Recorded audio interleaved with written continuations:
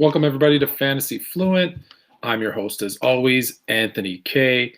And this week, we're going to start off with our big announcement. So starting next week, we are going to be doing a weekly show called The Coach and AK Experience, hosted by myself, Anthony K, and Coach Hugh Jackson. So be sure to check us out every week, me and Coach Hugh Jackson, on the Coach and Anthony K Experience. That starts next week. You can look for updates and exclusive content on sportsfluent.com, as well as don't forget to check out all the other podcasts as part of the Sports Fluent Network. So let's get right into this week's fantasy news with our starts and sits at the QB position. Our first start is Kirk Cousins. He's got a matchup this week against the Jags. The Jags have given up the most points to QBs playing at home. So when the Jags defense is on the road, they give up the most points to QBs at 26.1 per game. So Kirk Cousins is a great matchup this week against the Jags. Our second starter is one who's looking at having a nice bounce back from the last couple of weeks, actually, and it's Ryan Tannehill. He's got a matchup this week against Cleveland. They give up 25 points on average to QBs. So another really good matchup for Ryan Tannehill this week, again, hosting the Cleveland Browns. To our sits, and this one, you're going to kind of hesitate on at first, but think about it.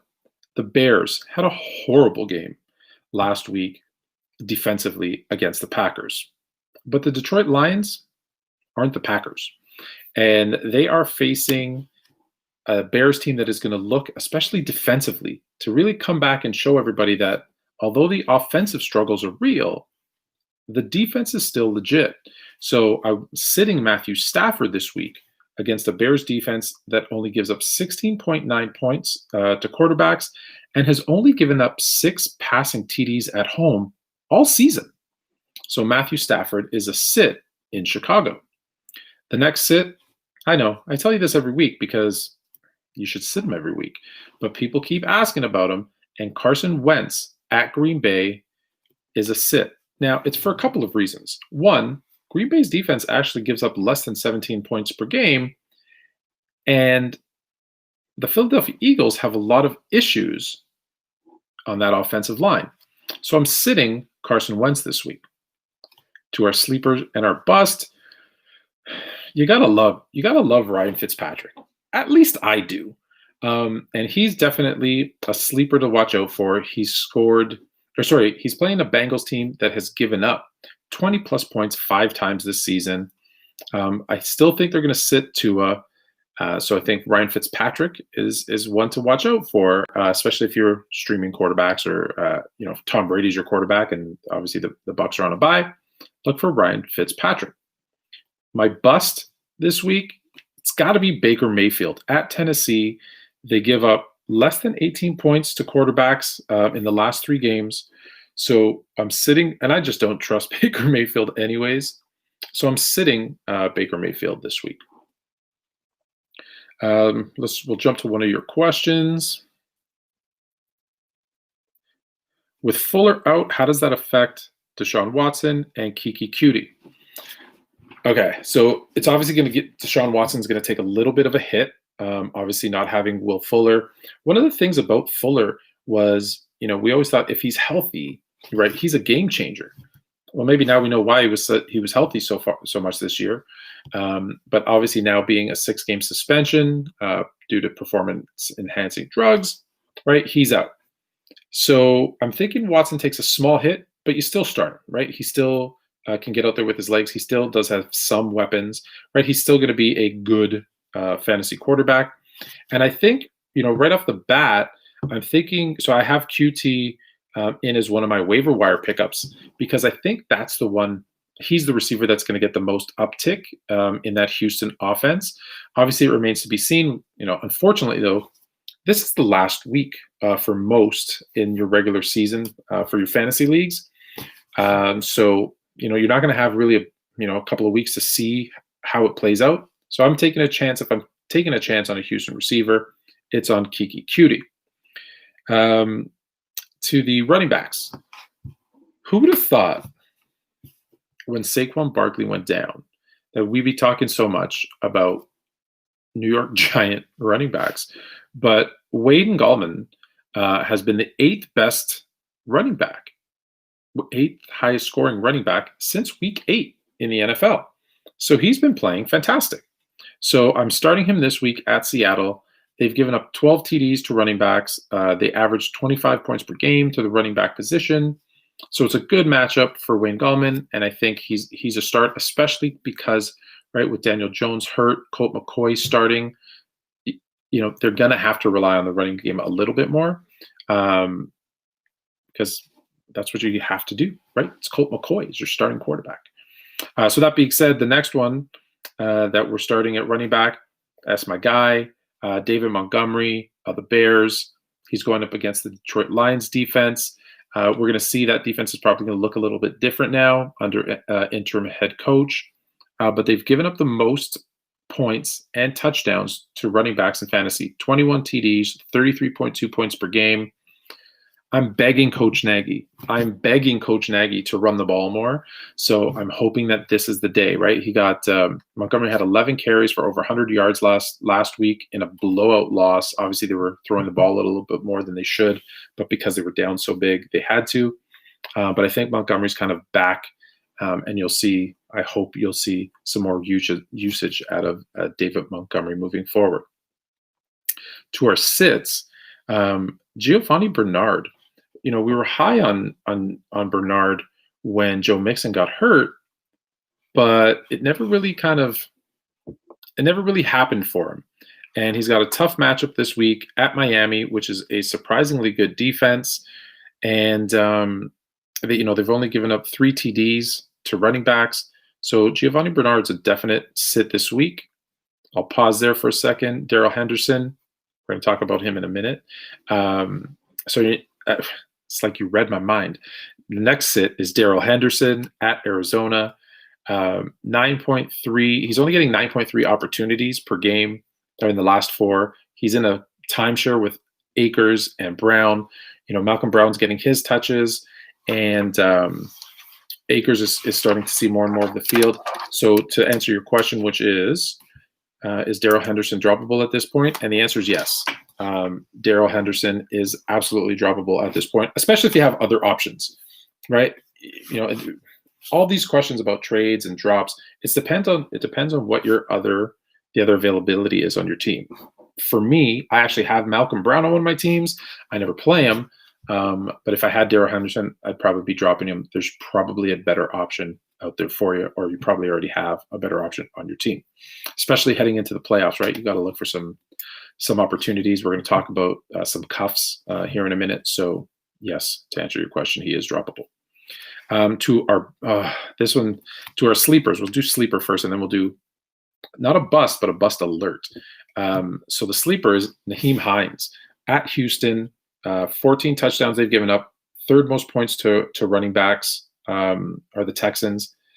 And with Jonathan Taylor coming back, that's the one everyone's going to jump on. They're all going to jump on Jonathan Taylor, right? They feel he's going to be the kind of the featured back in the Colts offense. But, this is a sleeper. So look for Nyheim Hines to actually be better than you thought he was going to be, especially in this matchup against Houston. To our bust alert, and this one pains me because in kind of my main league, he's my running back. But Ezekiel Elliott has only scored more than 12 fantasy points once since Dak Prescott went down.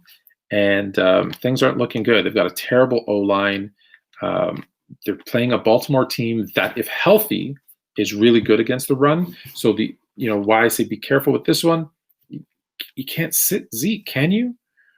But if Baltimore has a bunch of COVID issues and their defense is going to decimated, then be careful. But you saw the way that they played, in the Wednesday afternoon matchup against Pittsburgh. They weren't horrible against the run. So be careful of that game, but bust alert, unfortunately, on Zeke. So our next question. Josh Jacobs injury. Yeah, Josh Jacobs, that's a tough one. So, yeah, you got to be careful of Josh Jacobs' injury. Today they said that he's still expected to play this week. He tweaked his ankle, but you're going to have to see a little bit longer as to what happens with that. So I'll jump to kind of one of my waiver wire pickups at the running back position. Devontae Booker, obviously for the Raiders, if Jacobs is down or does need to miss a week or two, right? You might want to pick him up, or if you haven't already, cuff him to Josh Jacobs, especially because, again, if this is your last week in your fantasy regular season and you're heading into the playoffs, now's the time, if you haven't already, to look forward to matchups and to your players that need to be cuffed in case of an injury, especially at the running back position. One of the things, I get asked a lot is, what do I do with my lineup heading into the playoffs? And it's not, in the regular season, you're tweaking, you're going through a lot of waiver wires, adding, dropping. Some people are streaming. If you're not streaming a quarterback, like if you have a every week starter, like a Patrick Mahomes, right? You don't really need to carry another another quarterback, but you should have kind of some cuffs at your key positions. Specifically, it's going to be running back, right? Because those are the ones that could get hurt, can miss a game even last minute, and you want to be able to kind of plug and play in their backup whenever possible. Back to our starts and sits. That now we off to our wide receivers. My first one, I talked about him last week, and he rewarded you 19.9 points. Devontae Parker, he's got another good matchup this week hosting the Bengals. And as long as Fitzpatrick is the quarterback, I like Devontae Parker to have another big week.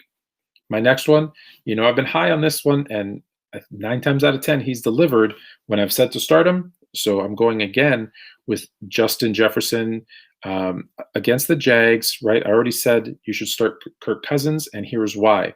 The Jags give up 24 points per game to receivers who line up on the outside where Justin Jefferson lines up. So he's got a very good matchup against the Jags this week. Look for him to have a nice game. And then to our sits. So again, part of the sit was against the Bears defense was Matthew Stafford. Again, they still have some good defensive backs in Chicago. So look for Marvin Jones Jr. at Chicago, not to have a great game. They've only given up 4 TDs, the third fewest points to wide receivers who line up on the outside. So that's another one that I'm sitting. Again, very bad matchup for Marvin Jones Jr. My second sit this week is Jared Jeudy at Kansas City. 6 TDs they've given up. It's the 4th fewest to wide receivers. Kansas City, a little bit of defense. So I'm sitting Jared Jeudy this week against KC.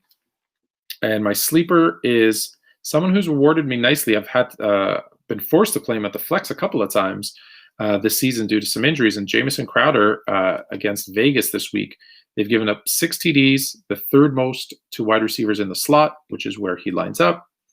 So he's a definite one to keep an eye on if you have him in one of your lineups or if he's available in one of your leagues.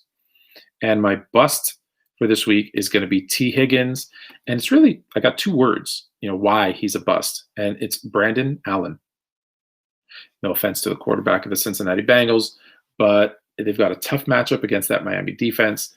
And he's not, Joe Burrow was really covering up a lot of issues. As bad as, the Bengals kind of looked, he was covering up, some other issues that they had. That offensive line was bad, and Burrow was able to kind of scramble and keep plays alive, and he kept those wide receivers fantasy relevant. Allen doesn't have that ability that we've seen so far. So I'm sitting T. Higgins. So I'll pause there for a second because we have some questions coming out in the chat. Taysom Hill, quarterback. Should I stock up as a backup quarterback? Stream in the playoffs in case Breeze comes back. Yeah. I'm rolling with Taysom Hill. I don't think he's going to get you just because it looks like he's getting 2 rushing touchdowns a game, 20-something points a game. So yeah, I'm going with Hill. I'm sticking with him. If Breeze was your quarterback, right? Like I just said, you probably don't want to roll with 2. But if Breeze is your quarterback, maybe, because we don't know how if he's going to be injured or not. So yeah, I'm rolling with Hill. Or if you stream quarterbacks, Hill's a nice one to stream until Breeze gets back. He's not going to throw for a ton of yards, but he's going to get at least 1 rushing touchdown, I think, every game. Hopefully he can throw for some. We haven't seen that yet. And the receivers, and we're going to talk about the tight end here in a minute, but the receivers have really kind of taken we knew they were going to take a hit with Hill being the quarterback, but I think it's even worse than expected. Sorry, I got to read this comment because Kirk has burnt me in the past. I know. Kirk has burnt me in the past. Start him this week. You're good. If he's not, call me. Anthony K at sportsfluent.com. So we move to back to our tight ends. Our start this week, our first start this week, Austin Hooper at Tennessee. They give up the 9th most points to tight ends. Good matchup for him. Austin Hooper's a start. And this one, this guy, in all 4 of my leagues, I have him in 2 of my leagues. And luckily, I still won both games last week, but he killed me last week. But he's going to bounce back this week, I promise. Jonnu Smith against Cleveland, the 2nd most points to tight ends, 8 touchdowns to tight ends. He's going to have a nice bounce back game, or I'm dropping him. Maybe I'm not dropping him, but he's going to have a bounce back game here. I feel it. My sits, Logan Thomas at Pittsburgh. They're brutal on tight ends. They've only given up 1 touchdown to tight ends, 8 points per game. They're solid at defending the tight end position. Who knows when that game is going to be played because they just played today on the Wednesday. But yeah, I'm sitting Logan Thomas. And my next one is Jimmy Graham of the Bears versus Detroit in Chicago. But Detroit has given up the 7th fewest points per game to tight ends. So I'm sitting Jimmy Graham this week. My sleeper in that same game, actually, TJ Hawkinson at Chicago. So TJ it's interesting, as tough as the Bears are on wide receivers and quarterbacks, they're equally as giving to tight ends. So they've given up 8 TDs to tight ends this season. So I like that matchup as a kind of sleeper if you're streaming tight ends, or if maybe Gronk's your tight end, or you have someone on a bye. Look for TJ Hawkinson. And the sit or bust alert, the bust for this week has got to be that game that I mentioned before with Hill at quarterback, is Jared Cook. They've run the ball since Hill has taken over at the quarterback position. 60.8% of their plays are run plays. And when he does throw, right, he's obviously going to be looking for Michael Thomas, Emmanuel Sanders. He's got weapons, and he's not looking at Jared Cook's way. So that's one that I would fade as quickly as possible this week at Atlanta. Let's see, another question. Yeah. All right, so we've got a couple. This is a two-part question. So they're asking, should we be worried about Alvin Kamara and Ezekiel Elliott? So yes, you should worry about Ezekiel Elliott because of the stuff I mentioned earlier, only scoring 12 points or more once since Dak went down, and the offensive line issues. So yeah, I'm starting to worry about Zeke. However, Alvin Kamara, I'm less worried about, again, because he can run the ball, he can pass the ball. I know Latavius Murray had a big week last week in terms of fantasy, but Drew Brees is supposed to come back. You got to assume they're going to find ways to get Kamara more involved in the offense. So for the playoffs, the fantasy playoffs, I'm not too worried about Alvin Kamara, but I'm much more concerned with Zeke for sure. Let's see, a couple more questions coming through here. Can the Bengals wide receivers succeed without Burrow? So we kind of touched on that a little bit, and the answer is no. I don't think they can. So if you're a T. Higgins, Tyler Boyd, AJ Green, if you have any of those guys, I'd be concerned. Whatever you thought you were going to get from them, knock them down maybe a peg or two. Like Boyd's kind of a flex now, maybe a wide receiver 2. AJ Green, I think, is out of the conversation. T. Higgins, same type of thing, maybe wide receiver 2, flex if you have to play him. But again, it's going to be very matchup dependent as well. So yeah, I'm worried about them. They're clearly not going to be as successful as they could have been had Burrow not gotten hurt. The playoffs are coming. Yep, this, like I mentioned earlier, this is the final week. This is going to be the final show, at least the final live show. So I'm going to take Fantasy Fluent and I'm going to put it into the Sports Fluent podcast. So you'll still get weekly updates. They'll be posted on Instagram and Twitter at sports_fluent. And pretty much every other social media will kind of throw it out there. And then you could always check out the podcast. Every week comes out on Tuesday. And we'll have a piece on on your weekly fantasy for your playoffs. So I'm not gonna leave you high and dry. So the question is, playoffs are coming. What do I do with my lineup? So yeah, we touched on that before, right? You're safe to go with one quarterback if you're not streaming. Even if you are streaming, if you're in a 10, 12 team league, 12 team a little bit tougher. But if you're in a 10 team league, you can go with one QB, right? And be fine for the playoffs. Again, if you have one of those type that are good to play every week, if you have a Brady, a Mahomes, etc.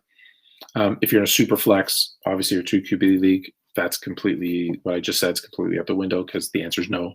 You need to have a couple QBs there, obviously.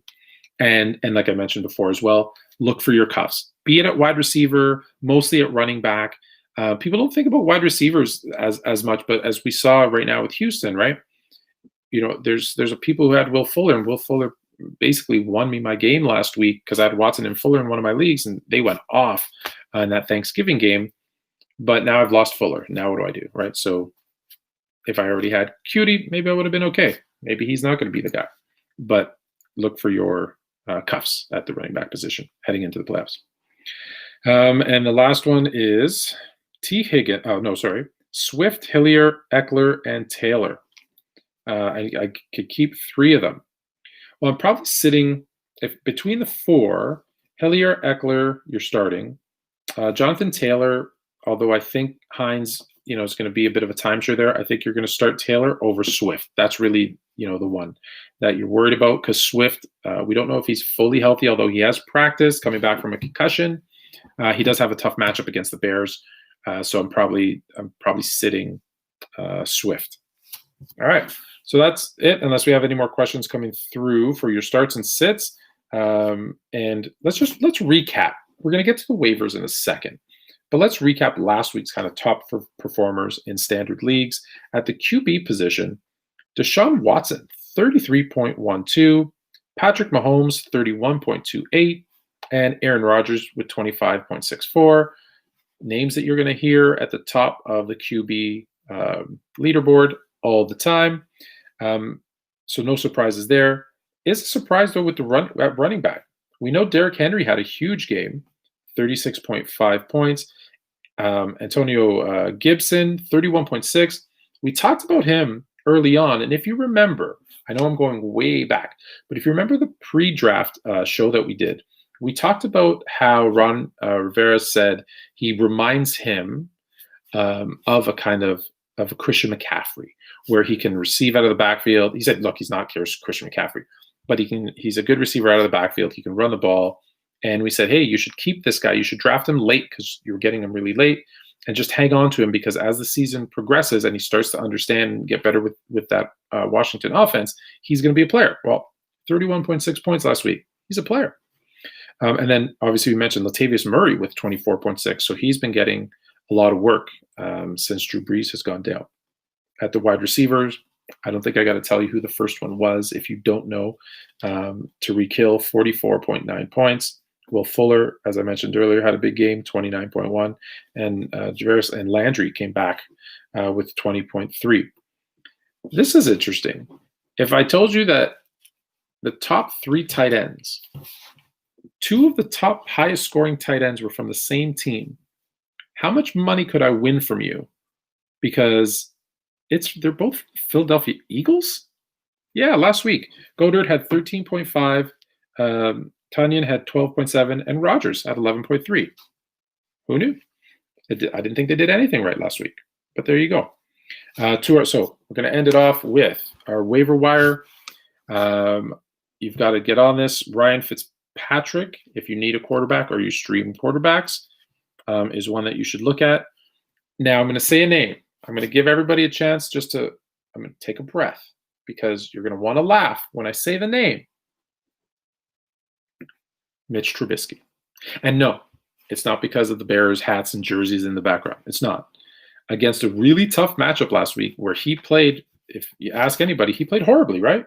Yeah, but he put up 24 fantasy points. So, what can he do when he doesn't have 3 turnovers? He's as scary as it is. The Bears are going to have to throw the ball. They're going to be losing games, it looks like. And he threw the ball 46 times last week. And don't think it's just because they were losing, although they were losing big to Green Bay. But if you look back to even the first couple of games, they were throwing the ball a lot. Nick Foles was throwing the ball a lot. So Nagy, as much as I keep screaming at the television screen, telling him, run the ball, run the ball, run the ball, he's obsessed with throwing the ball. So he's going to get opportunities. And like I said, in a game where he played horribly last week, he still put up 24 fantasy points. So not great for my Bears, but good for your fantasy team if you need to stream a quarterback. Running backs, we already told you, Devontae Booker, that is dependent on Josh Jacobs' health. They're at the Jets this week, so it would be a great matchup. So he's one that you should look for. And then DeAndre Washington versus Cincinnati this week. There's rumors that Ahmed and Gaskins might not play, so keep an eye on the injuries. If you need kind of a safety net, Washington is a nice play specifically this week, but obviously if Ahmed and Gaskins are hurt. And the reason I say that is if you notice what kind of Miami's been doing this year, and it's been working, is whoever the healthy running back is, whether it was Gaskins or Ahmed the last couple of weeks, they make that person like the featured back, and they like workhorse mentality, one back kind of thing. They're not going running back by committee, which is great for fantasy. So if those guys are hurt, look at DeAndre Washington as an option for you. To wide receiver, we already talked about Kiki Cutie is probably my pick in Houston. So he's one you should probably look at picking up. If you're really desperate, Sterling Shepard, although with Colt McCoy being the quarterback, that took a hit. I think if Daniel Jones was still there, I probably would have had him a little bit higher. But if you're in desperate need, he's an option. Tight end, he's a start this week, and he's still available in a number of leagues, like over 50%. Austin Hooper and Trey Burton. So Trey Burton is another one where it's been kind of up and down. We suggested him, I want to say 5-6 weeks ago, and he had a huge game. Then when he was a sit for us, and we were right because he had a couple of terrible weeks. But he's been back with back-to-back touchdowns, although he doesn't, it's like a three-headed monster there in Indianapolis at the tight end position. But he's had a touchdown in the last 2 games. So until something changes, I like Trey Burton again if you're streaming tight ends. And that's it for our waiver wires, our starts and sits. Be sure to check out the Coach and AK Experience with me, Anthony K, and Coach Hugh Jackson. Every week, we're going to be talking football, finance, and social awareness. So be sure to check that show out every single week with me and Coach Hugh Jackson. Also check out the sportsfluent.com, the website for the Sports Fluent Network. We're up to 12 podcasts as part of the network. We have fitness, basketball, hockey, wrestling, pretty much anything sports related, and a couple coming that aren't sports related to the network in the next couple of weeks. And if you have any questions, fantasy football or other, please check out or send me a message, anthonyk@sportsfluent.com. And if you haven't seen on Instagram or Twitter as well, had like 3 shows, the GOAT Chronicles, Fantasy Fluent, and Conspiracy, which I love Conspiracy, by the way. We're going to bring them all together. So there's going to be a segment on each of those on the Sports Fluent podcast every week. Conspiracy, we're talking, the first episode was Jordan. Was that really a suspension? Next week, we're talking his first retirement, by the way. Was it really a suspension or not? And then next week, we're talking the frozen envelope from Patrick Ewing. So we're going to do a bunch on those. And be sure to check us out, sportsfluent.com. Have a good night, everybody.